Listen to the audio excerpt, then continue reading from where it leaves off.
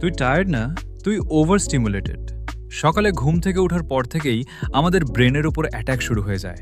একটার পর একটা notification, endless reels, random videos আর হাজার মানুষের হাজারটা ওপিনিয়ন। আমরা ভাবি আরেকটু স্ক্রোল করি, তারপর কাজ শুরু করব। কিন্তু ওই আরেকটুটাই ঘন্টার পর ঘন্টা খেয়ে ফেলে। আগে মানুষ বোর্ড হতো, আর বোর্ডম থেকেই ক্রিয়েটিভিটি আসতো, নতুন আইডিয়া আসতো, নিজের সাথে কথা হতো। কিন্তু এখন 5 সেকেন্ড সাইলেন্স থাকলেই আমরা ফোন বের করি। এই জন্যই ফোকাস করতে কষ্ট হয়। একটা কাজ 10 মিনিটও করতে পারি না। ব্রেন সবসময় কুইক ডোপামিন খুঁজে। আর সবচেয়ে ডেঞ্জারাস ব্যাপার হলো, আমরা বুঝতেই পারি না আমাদের মাইন্ড কতটা নয়েজি হয়ে গেছে। কখনো ট্রাই করে দেখ, একটু চুপচাপ বসে থাক। No music, no scrolling, no notifications. শুরুতে আনকমফোর্টেবল লাগবে, কারণ তোর ব্রেন কনস্ট্যান্ট স্টিমুলেশনে অ্যাডিক্টেড।